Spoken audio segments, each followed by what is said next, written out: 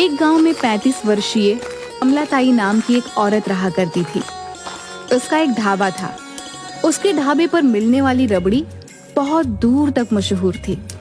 वो रबड़ी वो खुद बनाती थी। कमलाताई क्रूर और निर्दयी स्वभाव की थी। वह गांव में ब्याज पर पैसे उठाने के काम भी करती थी। इस काम के लिए उसने कुछ गुंडे भी पाल रखे थे। एक दिन गांव का सरपंच चतुर सिंह कमलाताई की रबड़ी खाने के लिए आया। कैसी हो कमलाताई? मैं तो हमेशा अच्छी होती हूँ चतुर सिंह जी। आप बताइए, सुबह सुबह आज आपको मेरी दुकान कैसे याद आ गई? क्या बताऊं कमलाताई, कल शाम को तुम्हारी दुकान की रबड़ी खाकर घर जाकर सो गया। पेट तो भर गया था, लेकिन अंदर से मन नहीं भरा। पूरी रात सपने में तुम्हारी रबड़ी ही आती रही। इसलिए सुबह उठकर तुम्हारी रबड़ी फिर से खाने के लिए आ गया। तब तो आपको कुछ घंटों का इंतजार करना पड़ेगा चतुर सिंह जी। मैं कुछ समझा नहीं। आप तो जानते हैं चतुर सिंह जी, मेरी दुकान की रबड़ी दोपहर के 12 बजे तक बनकर तैयार होती है। अरे, कुछ कल की रबड़ी अगर दुकान पर रखी हो तो वही खिला दो। चतुर सिंह जी, आप तो जानते ही हैं, मेरी दुकान पर दूर दूर के गांव के लोग रबड़ी खाने आते हैं। उनमें से बहुत सारे तो बगैर खाए ही लौट जाते हैं, क्योंकि रबड़ी खत्म हो जाती है। तो कल की रबड़ी बचने का तो कोई सवाल ही नहीं उठता। और वैसे भी अपने गांव में आपके अलावा सिर्फ इक्का दुक्का लोग ही मेरी दुकान पर आते हैं, वरना मेरी दुकान तो बाहर के गांव के ग्राहकों से चलती है।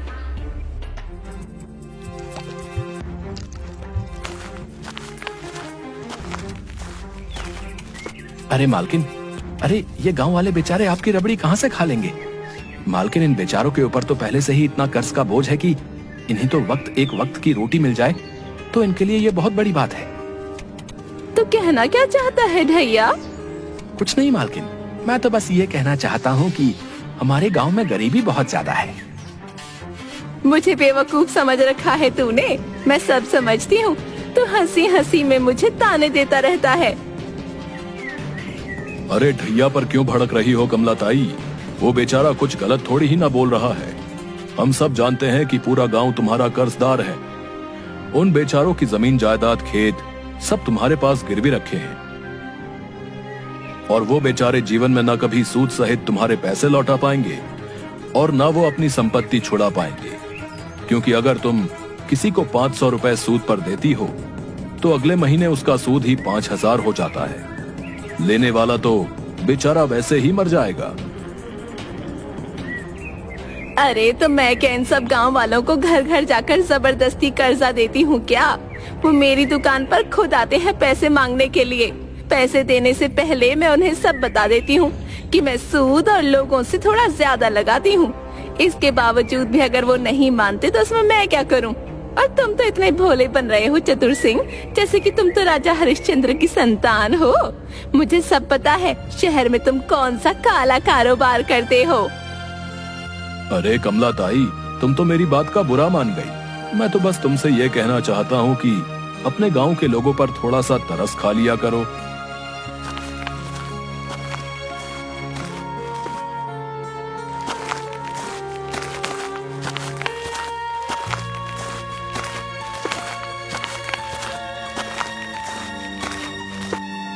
कमलाताई जी, सुखिया चाचा ने जो सूद पर जो रुपए लिए थे उसका अभी तक उन्होंने पिछले 6 महीने से ब्याज नहीं चुकाया है।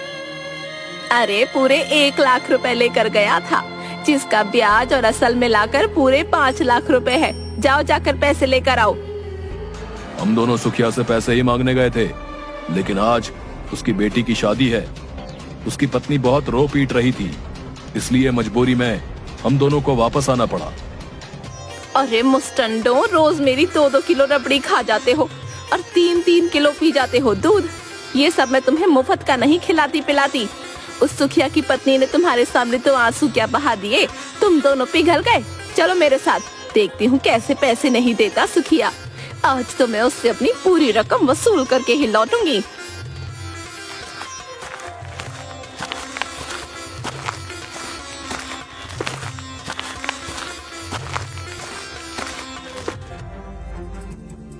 सुखिया, अरे ओ सुखिया, कहाँ मर गया तू? अरे कहाँ मुंह छुपाए बैठा है? हिम्मत है तो यहाँ आकर कमला ताई का सामना कर।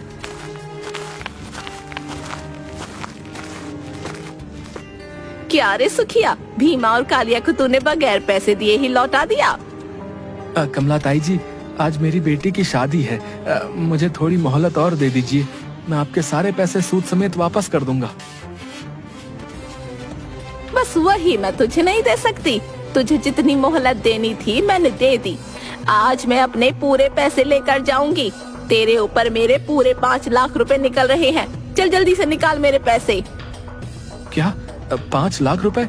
लेकिन आपने तो कहा था कि मेरे ऊपर सिर्फ 2 लाख रुपए निकल रहे हैं।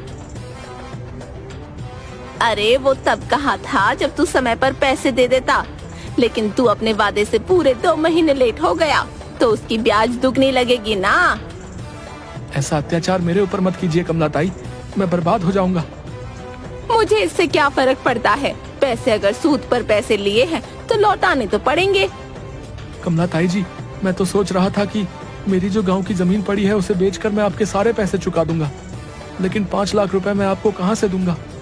अगर मैं अपना घर और जमीन भी बेच दूं, तब भी मैं इतने पैसे नहीं जुटा सकता। कोई बात नहीं सुखिया, तूने अपनी बेटी के विवाह में जो गहने बनवाए हैं वो किस काम आएंगे? मैं तुझे 15 दिन की मोहलत देती हूँ। 15 दिन के अंदर इस घर को खाली कर देना।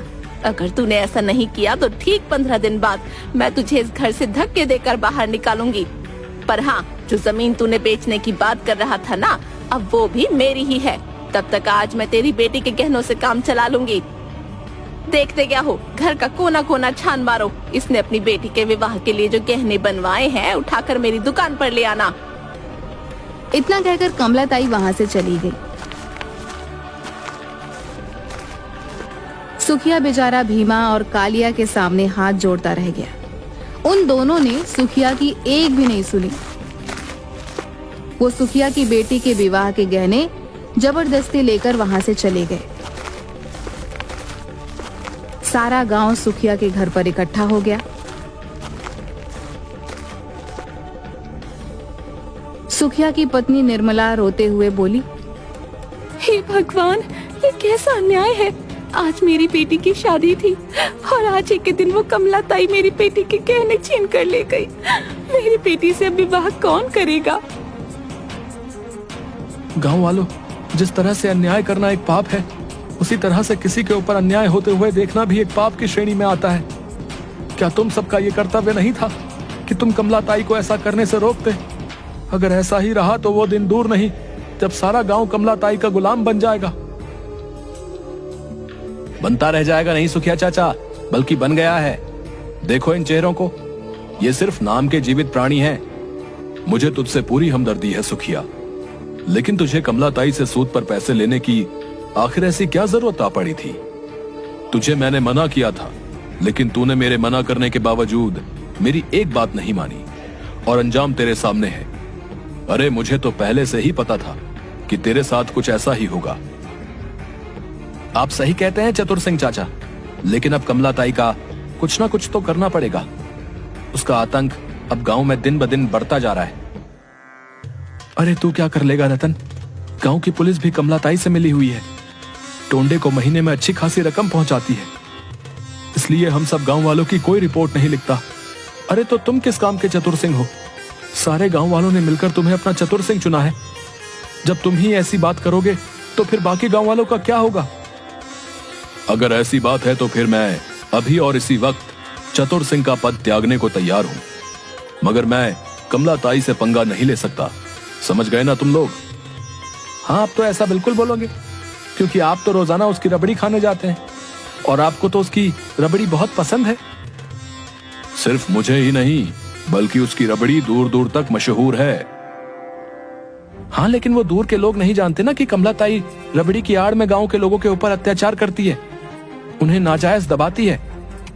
आप सबको ये कायरों भरा जीवन मुबारक हो, मगर मैं इस कायरता में नहीं रह सकता। मैं जा रहा हूं गांव छोड़कर।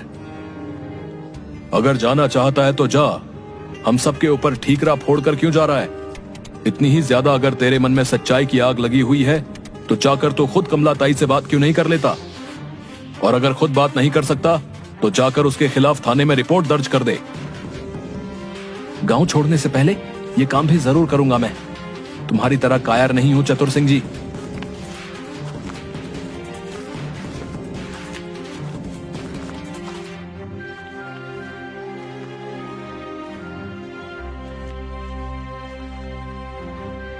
मुझे कमलाताई रबड़ी वाली के खिलाफ रिपोर्ट दर्ज करवानी है टोंडे साहब। अच्छा, क्या किया कमलाताई ने तेरे साथ? मेरे साथ नहीं, लेकिन गांव वालों के साथ जरूर किया है। कमलाताई रबड़ी बेचने की आड़ में गांव वालों को नाजायज दबाती है। उन्हें कम पैसे कर्ज पर देकर बहुत भारी ब्याज वसूलती है और ब्याज न दे पाने की सूरत में उनके मकान और उनकी जमीन पर कब्जा कर लेती है। तुझे शर्म नहीं आती एक विधवा पर ऐसा इल्जाम लगाते हुए? एक तो उस बेचारी का पति 10 साल पहले मर चुका है, तब से वो बेचारी रबड़ी बेच बेच कर अपना धंधा कर रही है। सीधी तरह से यहाँ से निकल जा, वरना इतना मारूंगा कि सारी सच्चाई गिरी निकल जाएगी। निकल यहाँ से अब।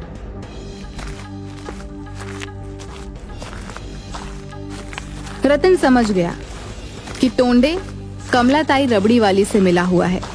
वह चुपचाप गांव की सीमा से बाहर निकल गया। माफ करना भाई, अंधेरे की वजह से मैं आपको देख नहीं पाया। कोई बात नहीं, वैसे तुम काफी चिंतित नजर आ रहे हो। सब कुछ ठीक तो है ना? मैं गांव छोड़कर जा रहा हूं। गांव छोड़कर जा रहे हो? लेकिन क्यों? अब तुम्हें क्या बताऊं, तुम तो वैसे भी परदेसी गांव के लगते हो। तुम मुझे गांव की हर बात बता सकते हो रतन। तुम मेरा नाम कैसे जानते हो? मैं तुम्हें भी जानता हूं और तुम्हारे माता पिता को भी जानता हूं। ये बात अलग है कि जब मैंने तुम्हें आखिरी बार देखा था तब तुम 15 साल के थे, लेकिन आज तुम 25 साल के गबरू जवान हो चुके हो। मुझे आपकी आवाज पहली बार जानी पहचानी महसूस तो हुई थी। अब कौन है आप? वो सब छोड़ो, ये बताओ कि तुम गांव छोड़कर क्यों जाना चाहते हो? गांव में सब कुछ ठीक तो है ना?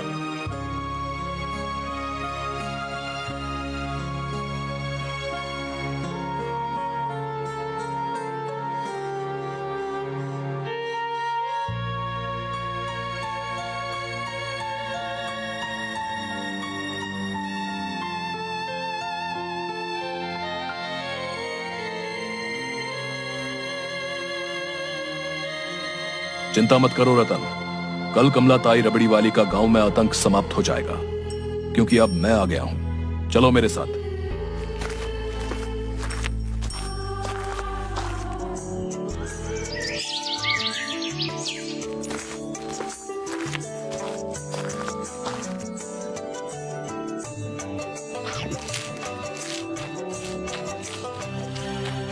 ये व्यक्ति इस गांव का तो नहीं लगता, लेकिन फिर भी पता नहीं क्यों इसकी शक्ल काफी जानी पहचानी महसूस होती है। अरे क्या खाक जानी पहचानी महसूस होती है? पूरे 2 किलो रबड़ी खा चुका है अब तक। लेकिन आपने एक बात पर गौर नहीं किया, ये व्यक्ति जब से यहाँ पर बैठा है तब से तो बाहर ग्राहकों की भीड़ और ज्यादा लगी हुई है। तो तू कहना क्या चाहता है? इस व्यक्ति के शुभ कदम से मेरे दुकान पर ग्राहकों की भीड़ लगी हुई है। अरे इसके जैसे पता नहीं कितने आते हैं कितने जाते हैं। इसकी शक्ल तो देख, कितना गंदा मालूम होता है। ऐसा लगता है इसने बरसों से अपनी दाढ़ी और बाल नहीं कटवाए। मुझे तो सोच सोच कर घबराहट हो रही है। पता नहीं इसके पास पैसे भी होंगे या नहीं। सही कह रही हो कमलाताई। वैसे अगर इसके पास पैसे नहीं निकले तो आप क्या करेंगी? मैं कुछ समझा नहीं। कमलाताई ने तो बताया था कि 10 साल पहले रात के वक्त तुम्हारा ट्रेन से पैर फिसल जाने की वजह से देहांत हो गया, और हम सब गांव वालों ने उसकी बात पर यकीन कर लिया। झूठ बोलती है कमलाताई। सच तो यह है कि ट्रेन में इसने मुझे धक्का दिया था, क्योंकि मेरी सारी जायदाद पर कब्जा करना चाहती थी। मुझसे पहले न जाने ये कितने लोगों को धोखा दे चुकी थी, लेकिन मुझे ट्रेन से धक्का देकर फिर ये इसी गांव में ही रहने लगी और इसने अपना धंधा बदल लिया। मेरे पैसों का गलत इस्तेमाल किया है कमलाताई ने। मेरी मेहनत की कमाई गांव वालों को कर्जे के रूप में देकर उनसे उनका सब कुछ छीन लेना। आजकल यही धंधा अपना रखा है इस कमलाताई ने। ये झूठ बोल रहे हैं। क्या सबूत है इसके पास कि मेरा पति है? कमलाताई, झूठ ये नहीं, झूठ तुम बोल रही हो। ये रमेश ही है। भला क्या मैं रमेश को नहीं पहचानता? और सिर्फ मैं ही नहीं बल्कि सारा गांव पहचानता है। क्या सबूत है कि मैं इनको ट्रेन से धक्का देकर आई? अगर इनके पास सबूत है तो ये गांव के टोंडे के यहाँ जाकर रपट लिखवाकर मुझे गिरफ्तार करवा दें। मैं जानता हूँ कि टोंडे तुमसे मिला हुआ है, इसलिए मैं पहले से ही बंदोबस्त करके आया हूँ। तभी भीड़ में से कुछ पुलिस वाले निकलकर कमलाताई के सामने आकर खड़े हो गए। उन पुलिस वालों को देखकर कमलाताई बुरी तरह से डर गई और उसने अपना सारा जुर्म कबूल कर लिया। पुलिस ने कमलाताई को गिरफ्तार करके जेल में भेज दिया और रमेश खुशी खुशी गांव में रहने लगा। अब कमलाताई का आतंक गांव से समाप्त हो गया था।